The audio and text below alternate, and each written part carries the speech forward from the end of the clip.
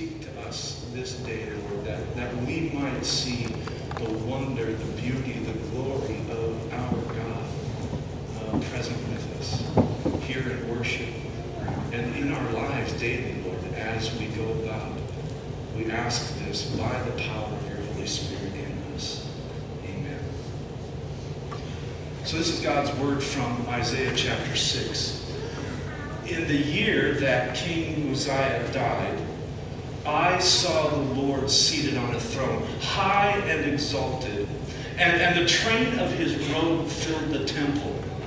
Above him were seraphs, each with 6 wings. With 2 wings they covered their faces, with 2 they covered their feet, and with 2 they were flying.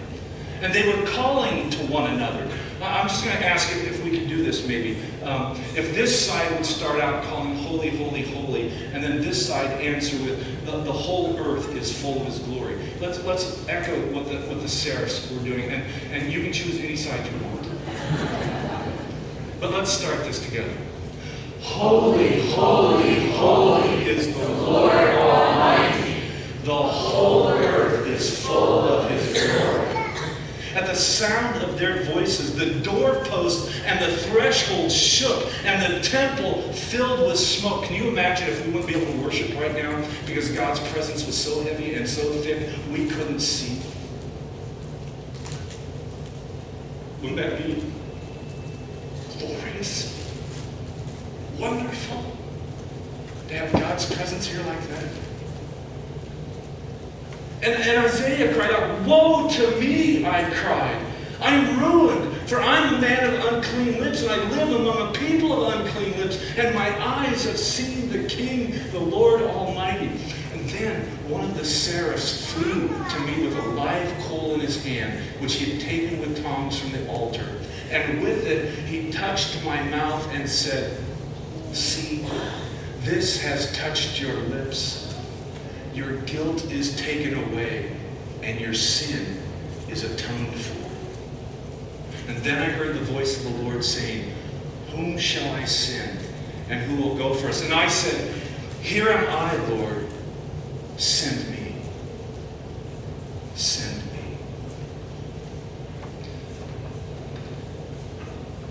It was on a Wednesday a few months ago that I went to donate blood.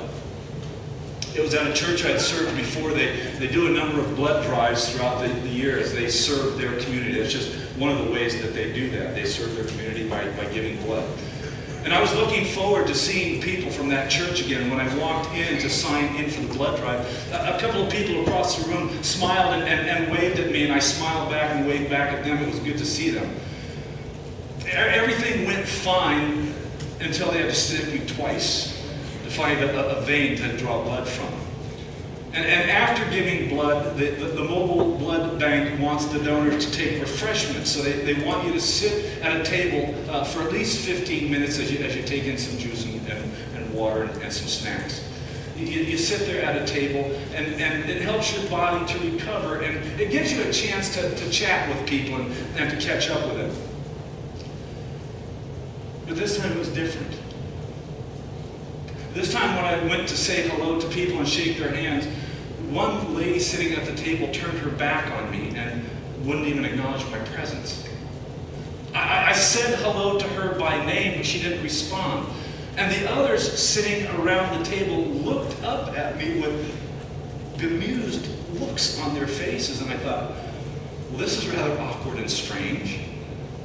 Maybe she didn't hear me. So again, I greeted her by name and I said hello, but she continued to ignore me and didn't reply. And I felt baffled and confused. I had no idea what was going on. I was standing right next to her, greeting her, calling her out by name, and she wouldn't even acknowledge my presence. Her husband was sitting right there, sitting right next to her. He took my hand and said hello to me. So I'm pretty certain she knew I was there. I just couldn't figure out why she would ignore me. Have you ever felt anything like that? Maybe you're driving through town and you see someone you know and you wave at them, and they don't wave back. You might be a student who raises your hands to answer a teacher's question, and the teacher ignores you.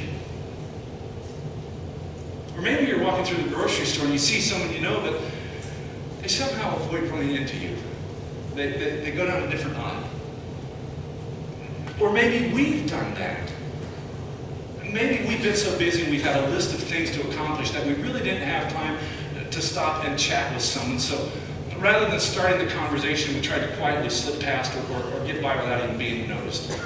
I feel a little bit of that today because I've been invited out to lunch, and Melody and I have plans to take off right after church. And I feel like, uh-oh, I'm not living into my own sermon. Maybe it's someone we don't like that we ignore.